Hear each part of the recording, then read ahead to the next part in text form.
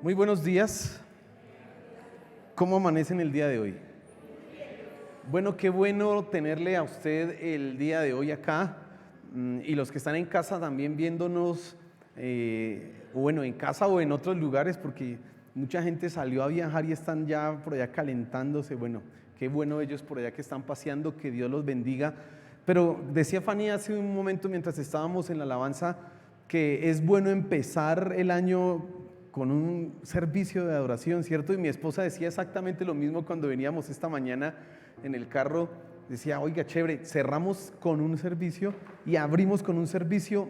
Y sí, eso es una bendición, es un privilegio poder uno el primer día del año decir, voy a ir a la iglesia. Eso debiera servir como un símbolo, digámoslo así, de lo que debiera ser este año para todos nosotros, consagrarlo para Él. Amén. Así que este año que sea un año de bendición para ustedes, para sus vidas, y que podamos nosotros buscar a nuestro Señor en todo tiempo. Amén. Quiero que abra su Biblia, por favor, en Gálatas, capítulo 5.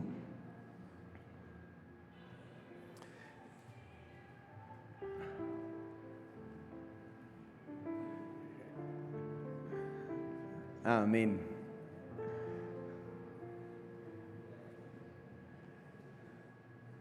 Gálatas capítulo 5. Vamos a hablar de vivir en el Espíritu. Ese es el título de la enseñanza esta mañana. Y quiero que usted me preste mucha atención porque en las últimas enseñanzas dominicales que hemos dado acá, hemos tratado de enseñarle a la iglesia qué debiera enfatizar en el año 2023. ¿Qué debiera hacer?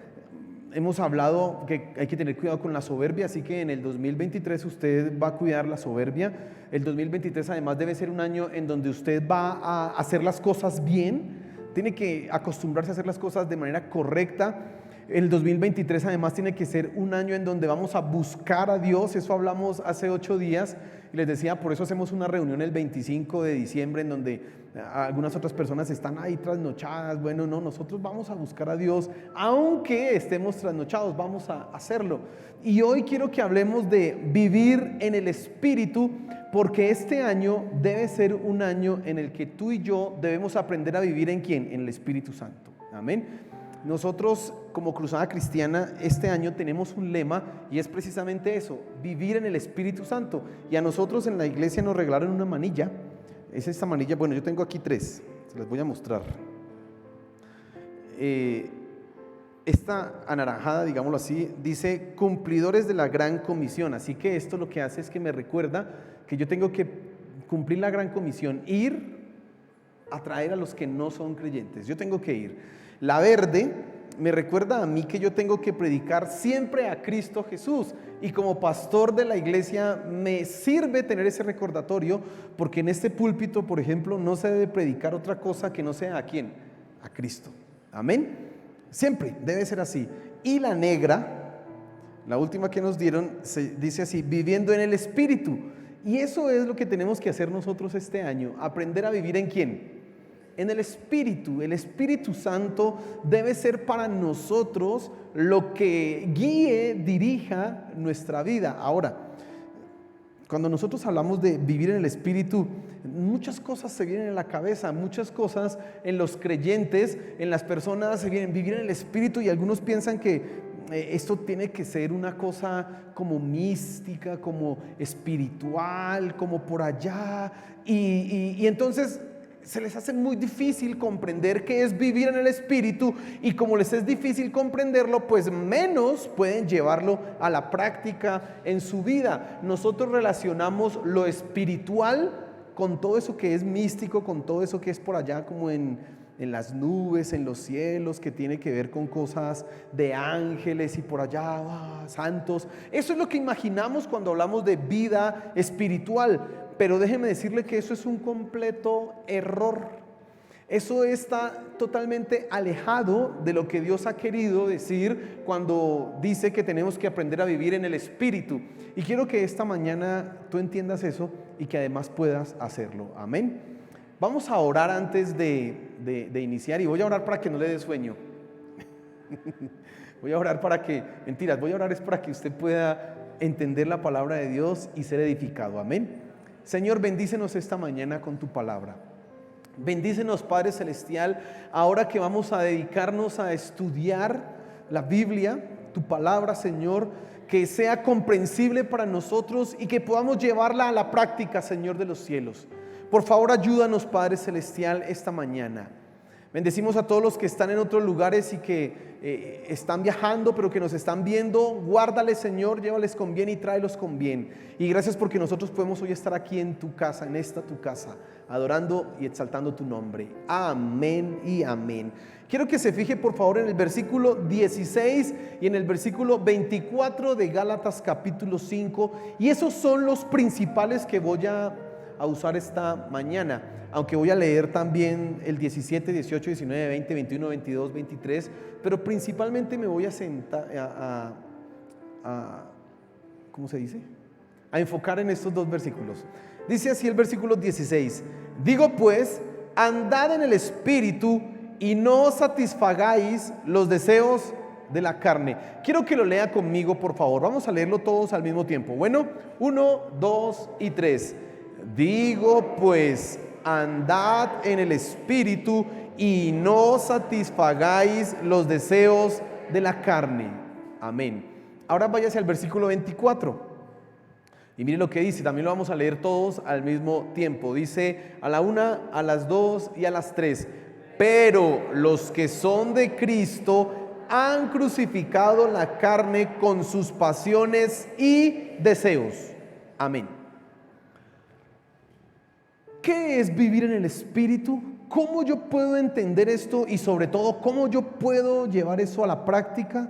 Yo quiero que tú tengas en cuenta 3 cosas cuando nosotros hablamos de vivir en el Espíritu. Y en primer lugar, es que vivir en el Espíritu es un asunto de la cotidianidad. Escuche esto que le estoy diciendo. Vivir en el Espíritu es un asunto ¿de qué? De la cotidianidad. Dice el versículo 16, digo pues, andad en el Espíritu. Algunos consideran, y yo ya le mencionaba hace un rato, que la vida en el Espíritu tiene que ver exclusivamente con los aspectos devocionales. ¿Sabe qué piensan algunas personas?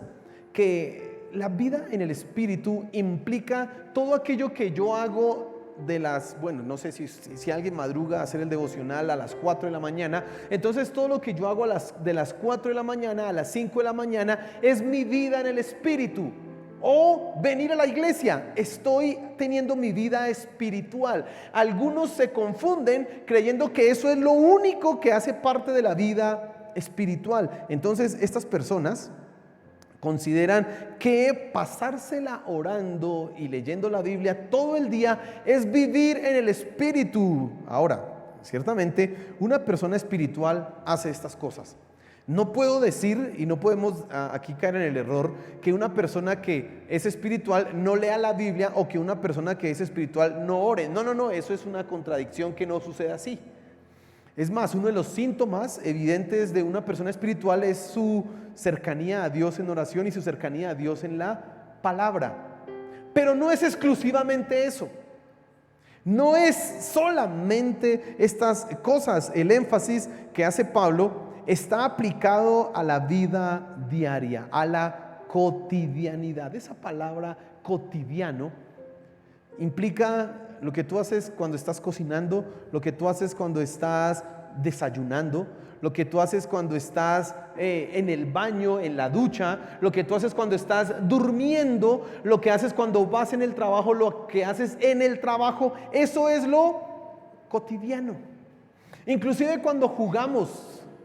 Yo juego con mi esposa un jueguito que se llama Rummies, eso es con cartas ahí, etcétera, etcétera. Incluso en ese juego, que es cotidiano, mi vida espiritual debiera reflejarse. Eso es lo que Pablo está hablando cuando él dice, ahí en el versículo 16, digo pues, andad en el Espíritu. Considere un momento las siguientes preguntas. Hablando en el aspecto de tiempo, quiero que usted me responda a esta pregunta que le voy a hacer. ¿En dónde gastamos la mayoría de nuestro tiempo? ¿En el devocional? ¿En la iglesia? ¿Dónde gastamos la mayoría de nuestro tiempo? Si el día tiene 24 horas, ¿Usted da el 10% de esas horas? ¿De esas 24 horas a Dios? ¿Sí lo da usted o no? No, ni siquiera. Entonces, ¿dónde pasa usted el resto del tiempo? Alguien que sea, digámoslo así, muy juicioso con su vida devocional, hará 1 o 2 horas de devocional, pongámosle 2 horas de devocional diario donde ora y lee la Biblia, pero todavía faltan 22. ¿Y qué pasó con esas otras 22? ¿Dónde las gasta? Durmiendo, comiendo, haciendo oficio, trabajando, jugando, viendo televisión, haciendo aquí, haciendo allá. Por lo tanto, Pablo de ninguna manera puede estarse refiriendo solamente a lo que tú haces en tu devocional o a lo que haces en la iglesia. ¿Por qué no? Porque es muy poquito. Porque de todo el tiempo que yo gasto en mi vida, eso es muy poquito. Por el contrario, cuando Pablo dice andad en el Espíritu, esa palabra andad significa el camino de la vida, el caminar en la vida. Y cuando decimos caminar en la vida, es todo lo que yo hago. Por lo tanto, andar en el Espíritu es un asunto que tiene que ver ¿con qué? Con la cotidianidad. Hermano, usted tiene que entender que vivir en el Espíritu no es solamente lo que hacemos acá en la iglesia, sino que vivir en el Espíritu es todo. Amén. Es todo. Y miren lo interesante, lo fácil y también lo difícil por otro lado. Porque, o sea que cuando yo cocino puedo vivir en el Espíritu. Sí, y como usted cocina todos los santos días, y es más, lo hace 3 veces, y si ha sido medias 9 y 11, son 5 veces al día que usted cocina. Usted tiene 5 oportunidades para vivir ¿en quién? Al día, imagínese. No, sí, o sea que cuando veo televisión también vivo en el Espíritu. Sí, y espero que ese no sea su caso, que se la pase todos los días 3 horas en el televisor, pero si ese fuera el caso, espero que no, hermano. Usted tiene la oportunidad en esas horas de vivir ¿en quién? En el Espíritu. Y entonces se pone la cosa, no es tan difícil. No, porque es lo que yo hago en todo momento. Por eso tú encuentras en la Biblia muchos versículos y muchos pasajes que dicen hacerlo todo como para el Señor. Y porque Pablo entiende, todo es para el Señor. Yo vivo en el Espíritu, entonces yo trabajo, yo como, yo duermo, yo me levanto, yo me ducho, yo juego fútbol. Lo que hago, lo hago ¿para quién? Y eso es vivir en el Espíritu. Pero además Pablo da algunos ejemplos que son cosas de la vida diaria. Mire el versículo 19 en adelante. Aquí hay algunas cosas que normalmente no serán de la vida diaria, pero sí quiero decirle algunas cosas. Por ejemplo, dice, y manifiestas son las obras de la carne, que son adulterio, fornicación, inmundicia, lascivia, idolatría, hechicerías, enemistades, pleitos, celos, iras, contiendas. Y quiero quedarme en ese pedacito: pleitos, celos, iras, contiendas, disensiones. Versículo 21, envidias, homicidios, borracheras, orgías y cosas semejantes a estas. A ver, otra pregunta que toca hacer: ¿cada cuánto usted pelea?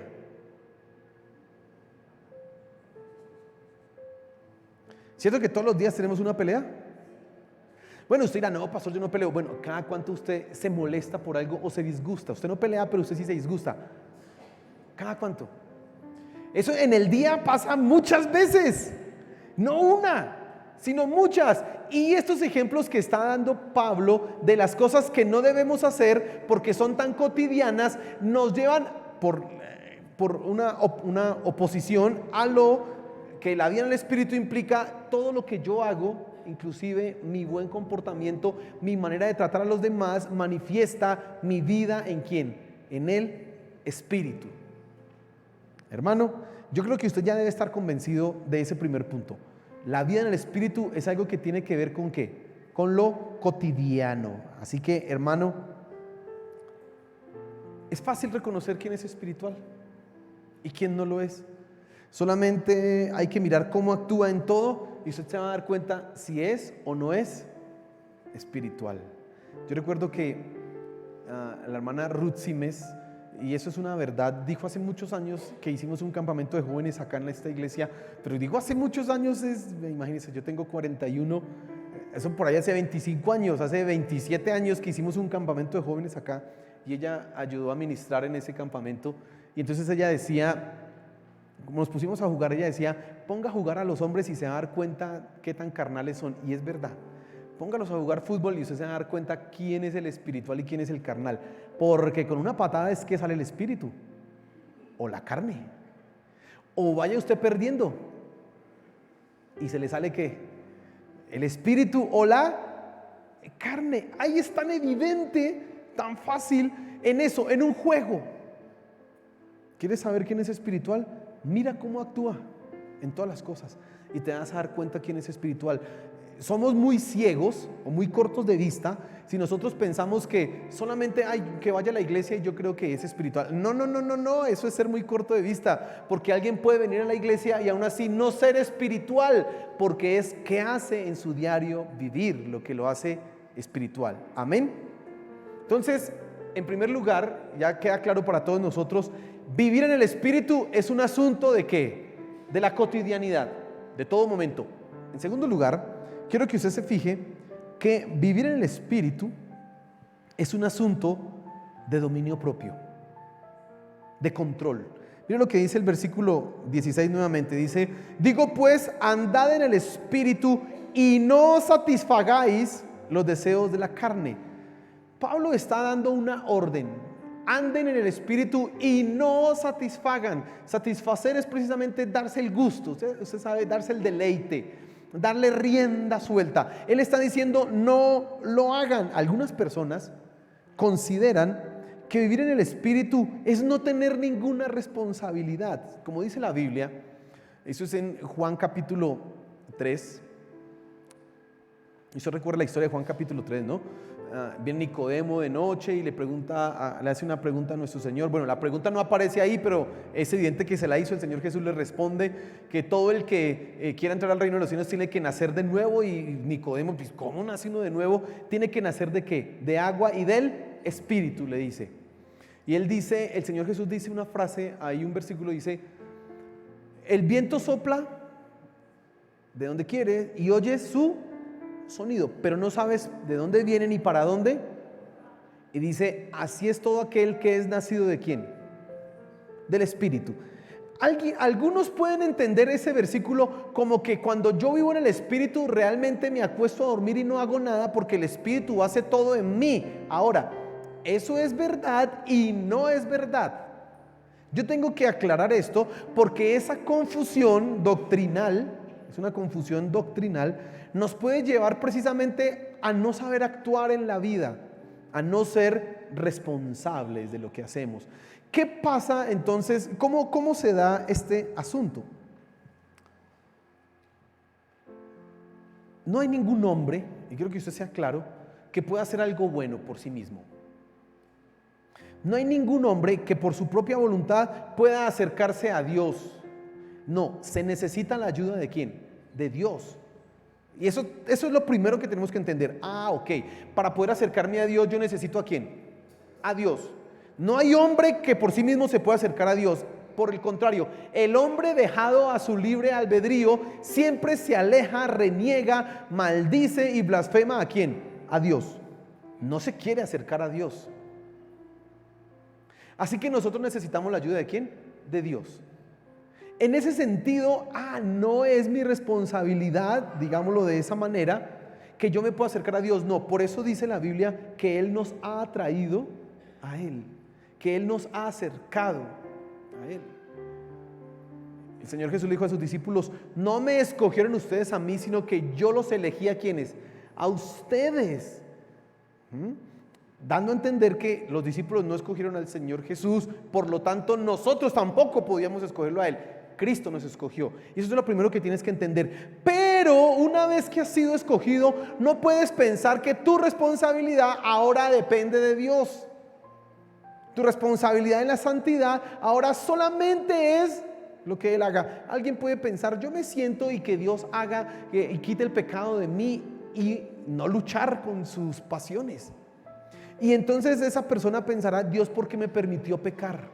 No. Hay que entender aquí que cuando yo digo voy a vivir en el Espíritu Santo es un asunto de dominio ¿qué? Propio.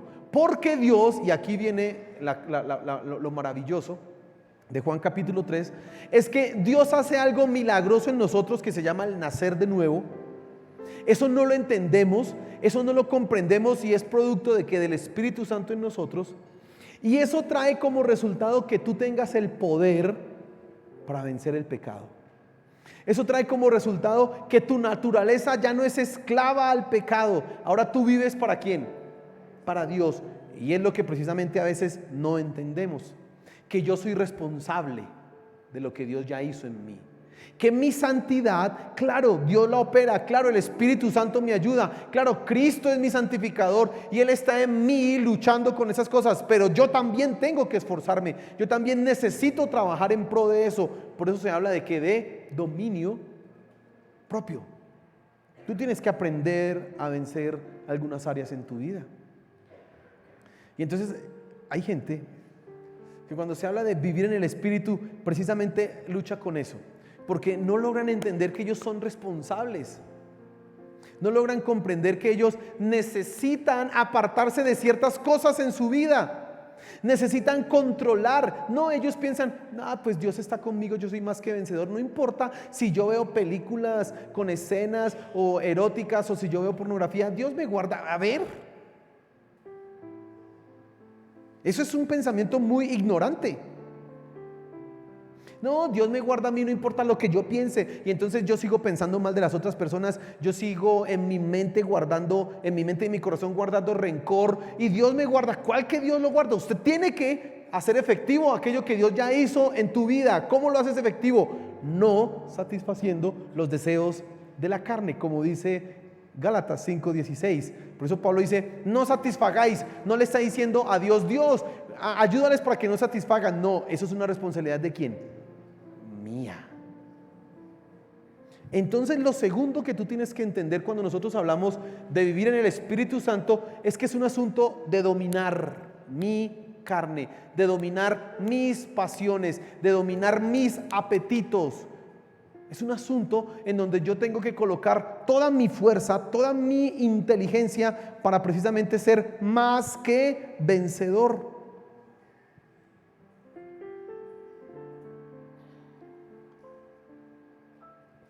Lo voy a repetir porque tiene que quedar claro en tu mente esto. Yo necesito a Dios para poder acercarme a Él. Yo necesito a Dios para que mi corazón sea cambiado y sea transformado.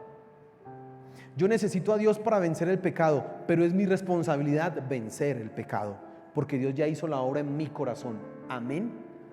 Y eso es algo en lo que muchos de mis hermanos y muchos de los creyentes fracasan, porque no han entendido su responsabilidad y entonces ceden, le dan rienda suelta a ciertas cositas, permiten que esto se dé, permiten que esta circunstancia se repita en su vida y por lo tanto están fracasando y no viven en quién, en el Espíritu, sino viven en qué, en la carne. Eso es lo que sucede. Pablo deja en claro que hay un fruto que produce el Espíritu Santo en nosotros. Y lo quiero leer ahí en el versículo 22. Dice, mas el fruto del Espíritu es amor, gozo, paz, paciencia, benignidad, bondad, fe, mansedumbre, templanza. Y dice, contra tales cosas no hay ley. Es claro que el Espíritu produce en nosotros cosas que de nosotros no pudieran salir naturalmente. Pero una vez que el Espíritu produce eso en nosotros, tú necesitas hacerlo efectivo, hacerlo real. ¿Estoy siendo claro, hermano? Necesitas hacerlo real.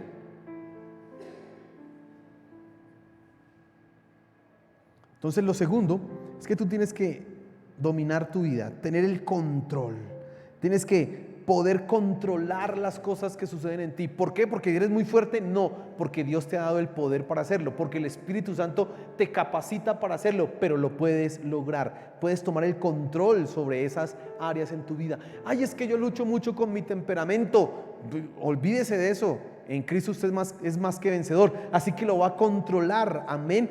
Es que yo lucho mucho con un vicio. El problema no es el vicio, el problema es que usted no ha entendido que en Cristo es más que vencedor y usted se deja llevar.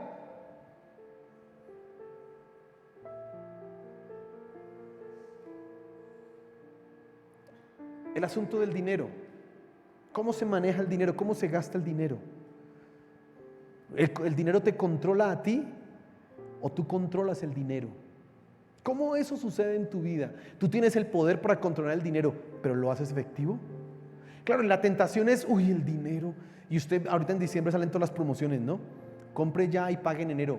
Compre ya y pague el año entrante sin intereses. Eso salen todas las promociones. Y entonces a usted que sabe que, oiga, no, yo no me puedo endeudar, no, yo tengo que tener cierto dominio de mis gastos, yo no puedo hacerlo, usted empieza a sentir el deseo. Y entonces los argumentos empiezan en su mente. Todos se estrenan y yo no.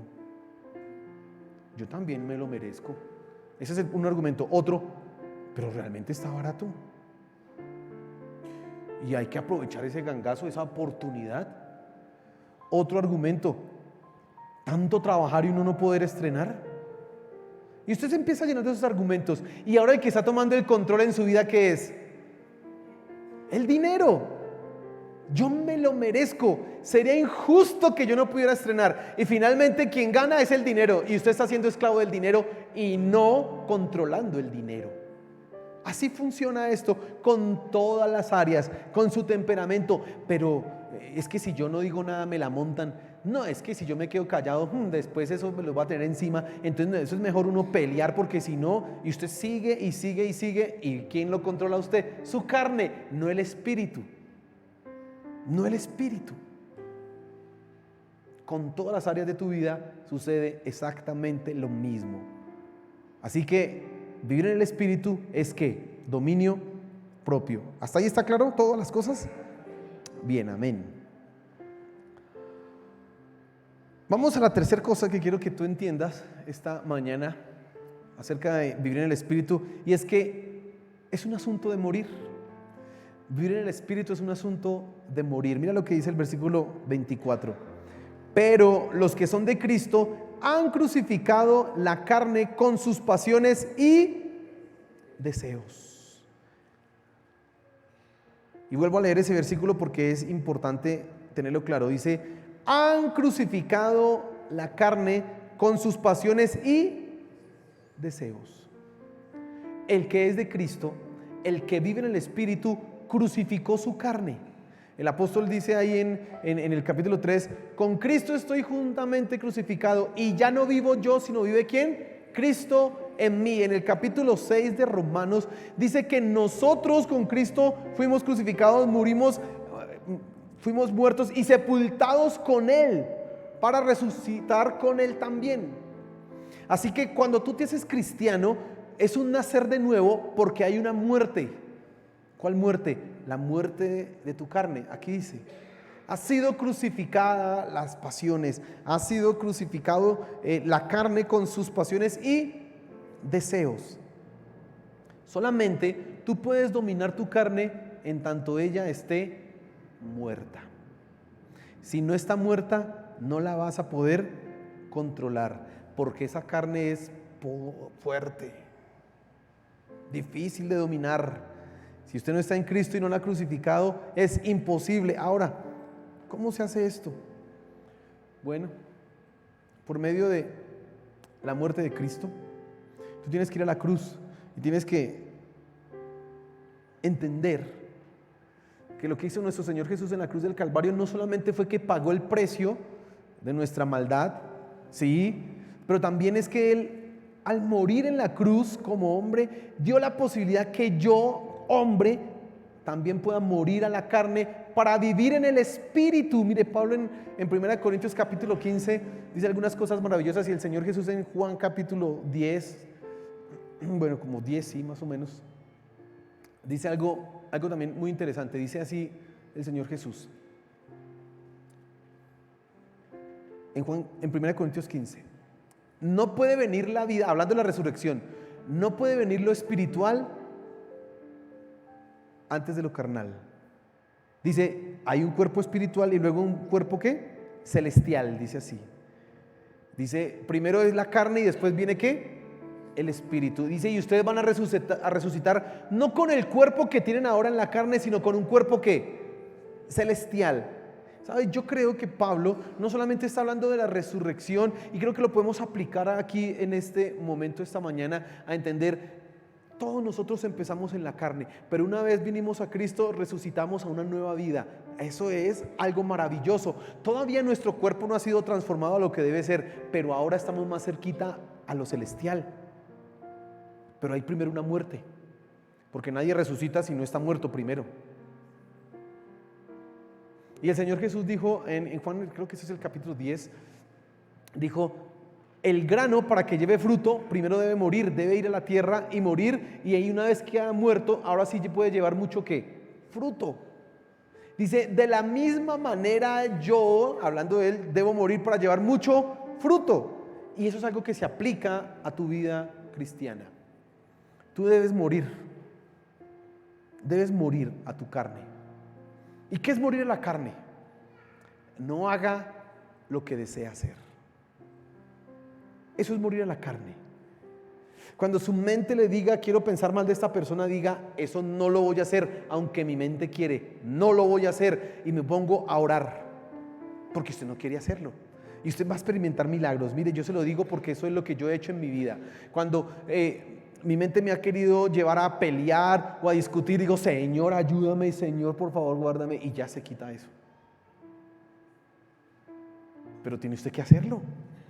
Porque si usted dice: uy, bueno, Señor, es que no, es que toca, tú sabes, ¿no? Ahorita nos arreglamos. Hay gente que piensa: Dios, voy a tomar una pausa y en media hora nos vemos y reanudamos nuestra relación. Y entonces en esa media hora que tomaron es para hacer todos los pecados, darle rienda suelta a la carne, pelear, tratar mal, y después ahí sí: Señor, otra vez estoy contigo. No, así no debemos vivir, porque eso es como si estuviéramos jugando.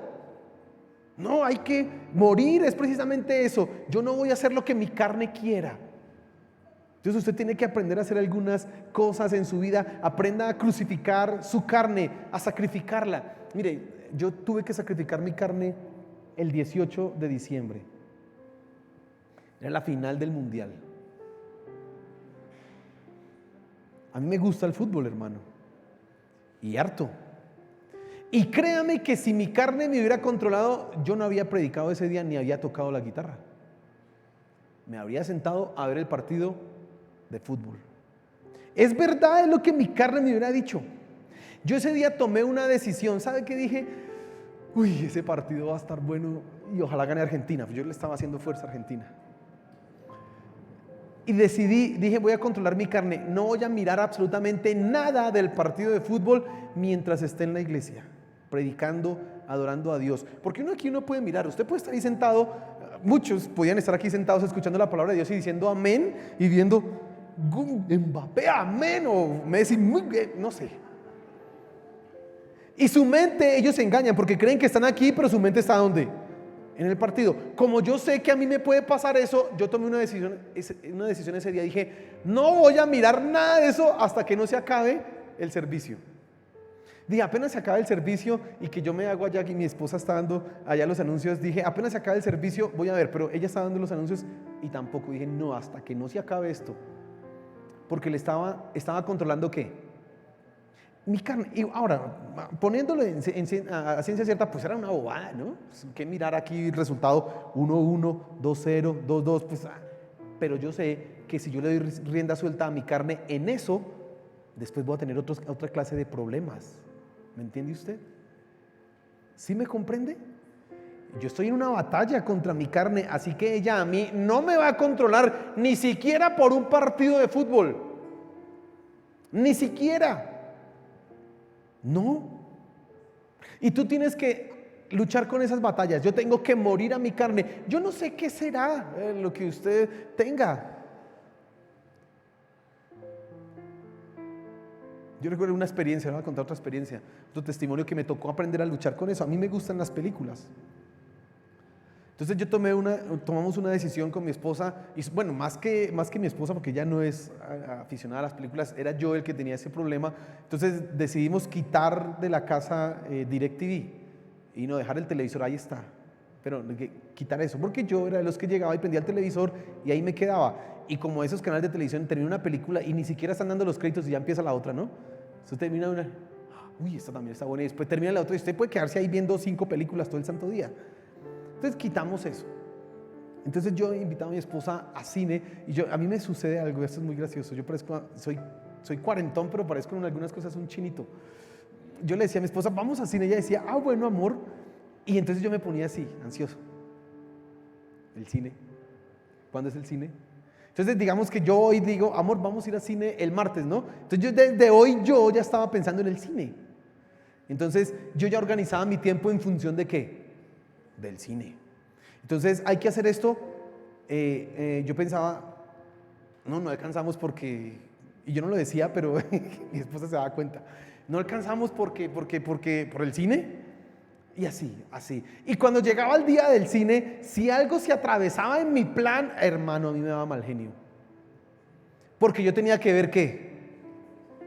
Pues cine. Uy, eso era terrible. Y entonces cuando a usted le pasa eso, dice el dicho, ¿no? Al que no quiere sopa le dan. Pues precisamente se atravesaba todo. Ay, que una consejería. Ay, que no sé qué. La película. ¿Sabe qué, hermano? Me tocó aprender a decir, ¡ay, ese cine! Amén. Vamos a dejar eso ahí de lado. Mi esposa me decía, tú pareces un chino chiquito inmaduro por una película. Y yo al principio me daba mal genio y después decía, sí, tienes razón.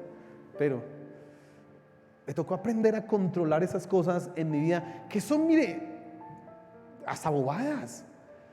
Pero si tú las dejas crecer, eso te va a llevar después a cosas más y más y más pecaminosas.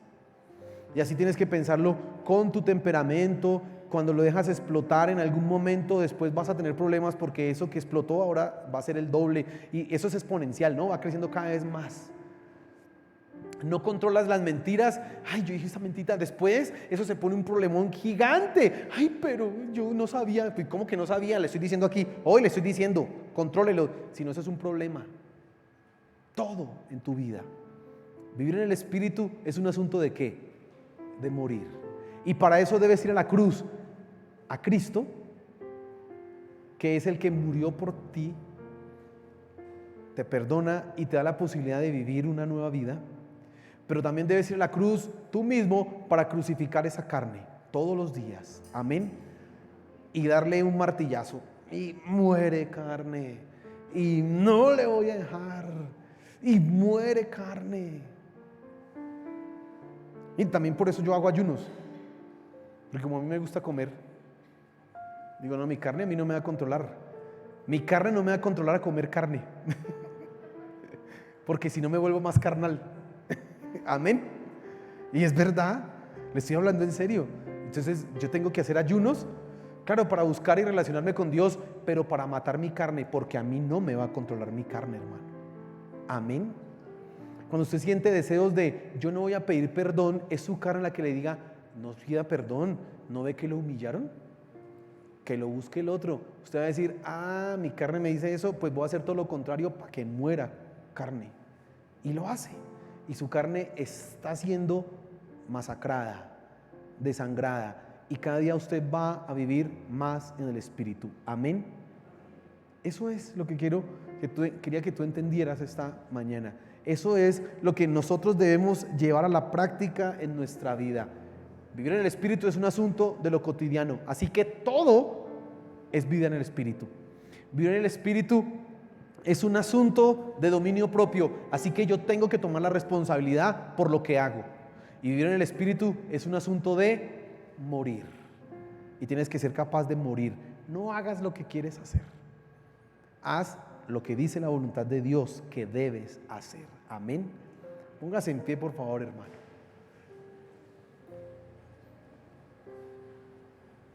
Qué bueno que este año empezamos con esta enseñanza, ¿no?